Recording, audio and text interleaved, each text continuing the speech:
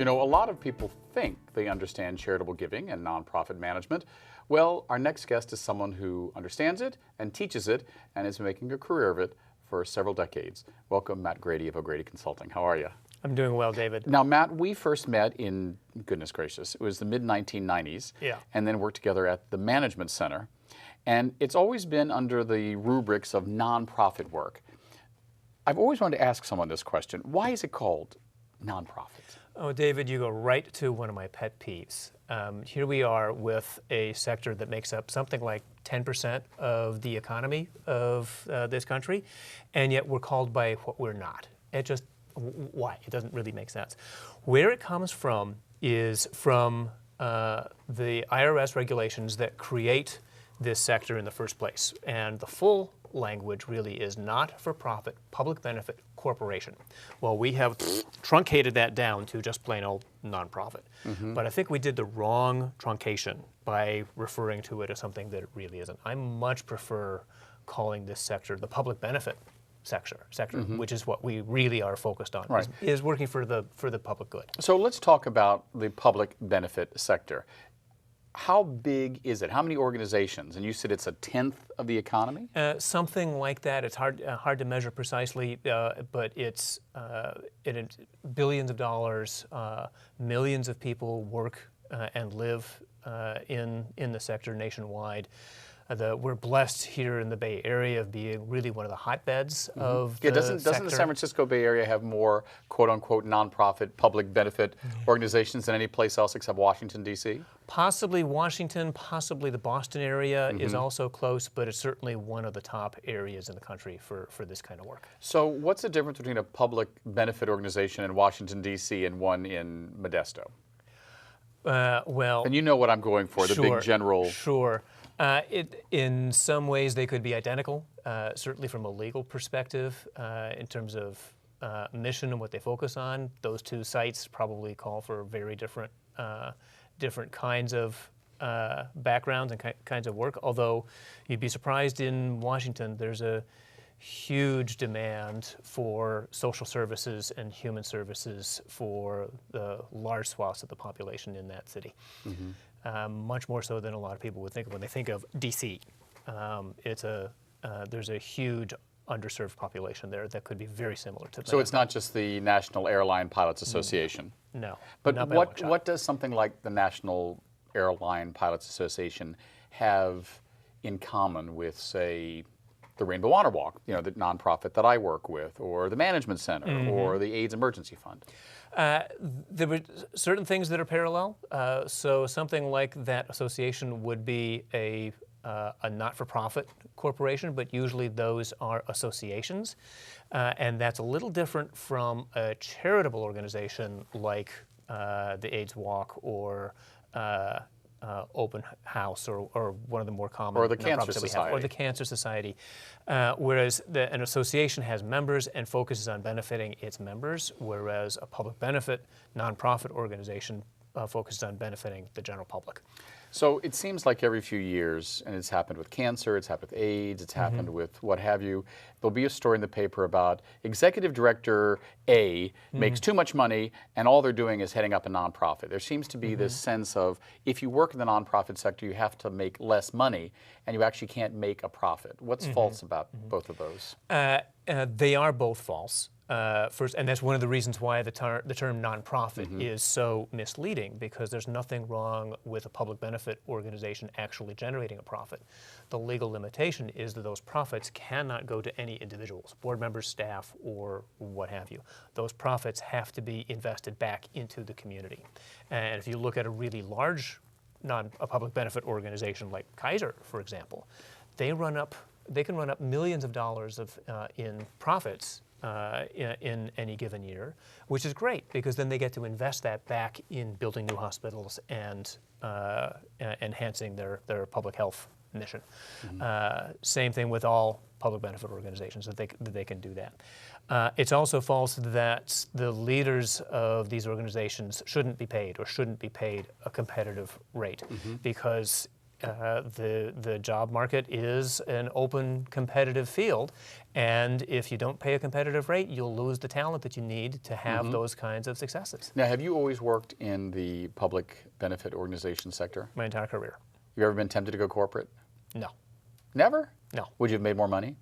Oh, good Lord. Oh, yes, I'm sure I would have. I'm sure I would have. So you're applying for sainthood, or there's just something? there's just something for this. I've always needed to have a personal gain from the work that I do that's not monetary. I've always felt the need to be in service of others and to make the world a better place.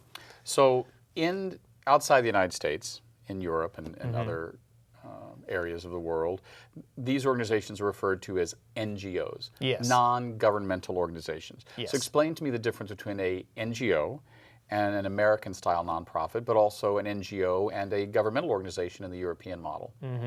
Well, there's certain legal distinctions, but not very significant. They're largely the same kind of a thing. I think the big difference is that particularly in Europe and in Asia, these organizations are emerging in a very different culture and a very different climate, where we've had a centuries-long tradition of community service and volunteering going back to before the founding of this country.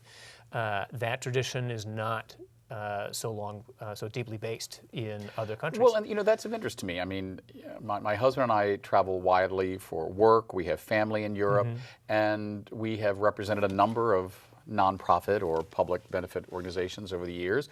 And our European friends and colleagues are like, well, why doesn't the government do that here? Why is that? I guess, why did we have in this country this sense of volunteerism from the beginning of our republic versus Europe, which has always had governmental models which tend not to do that? Great question. I think it goes back to, again, before the founding of the country, to when this country was really just being built back to the 15th, 16th centuries, where there basically wasn't any government to rely on. And so the immigrants who first moved here from Europe really needed to depend on each other for their survival. In many instances, and it goes back to de Tocqueville and his study of this country as it was really being born. So was de Tocqueville writing about was he writing about what we would now call nonprofits? Yes, he was referring to them then as an association, which was what the terminology that we used back then. But he said everywhere you look, there's an association to deal with something that is needed in the community. And what he was referring to is now what we would think of as, and what we refer to as, the nonprofit sector. Which works better, our model or the European model? Boy, I think it really depends on the situation. I think in a lot of instances, I'd say our model works better because of the community engagement, because of the volunteerism, because of the sense of civic pride and the sense of obligation that we develop for each other. But I think there are other instances where we're at a disadvantage. All right. Talk about which ways are we at a disadvantage? Money, correct? Money, addressing the not sexy, not popular issues and challenges. I think in our community, the most telling, poignant example is and we both have lived through it, the early '80s and the first years of the AIDS pandemic, and how the complete lack of government response to that health issue that drove, it was in some ways a classic situation of the nonprofit sector stepping up. But we were stepping up with bits and pieces of resources and pennies when the floodgates of funding should have been opening up. And as a result, as inspiring a response as we were able to generate in caring for each other, having a stronger government involvement and intervention earlier would have been far better. Right. Now, you have worked in the, I keep trying not to call it the public benefit sector, since you're teaching me. Nobody can latch onto the term, so we keep calling it nonprofit. Into the public benefit organization sector. There you go. All your career. Is it a growing sector? I mean, are we seeing more organizations Well, what's going on in media right now is consolidation. It's like Disney's buying everything. Yes. Is there a group that is buying other nonprofits? Are we trying to consolidate a lot of nonprofits under one rubrics, or are we seeing more diversification? The sector, by and large, is growing faster than the economy overall, has been for many, many years, but we don't see nearly as much consolidation or merger or acquisitions as you do in the private sector, and not as much as some people think is warranted.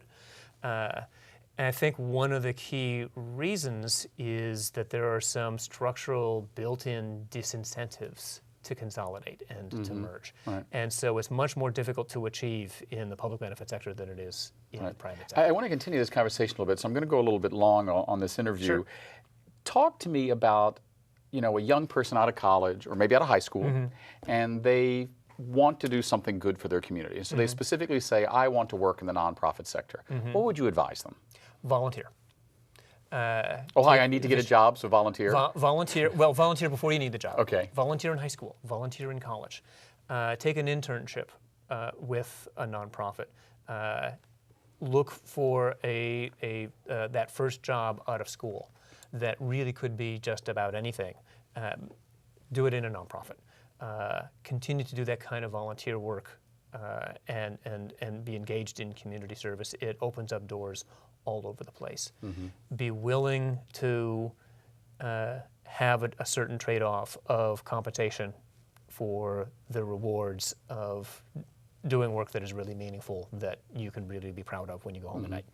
There is, I think, and you tell me if you think this is fair or not, a perception that nonprofits aren't run as well as for-profits. Where does that come from? And do you think that's fair? I think it's utterly ridiculous, and it only comes from people who have never run a nonprofit. It's far more difficult and more challenging to run and to manage a public benefit organization when you have that ultimate obligation and responsibility to operate always in the public interest than it is to run a private for-profit enterprise.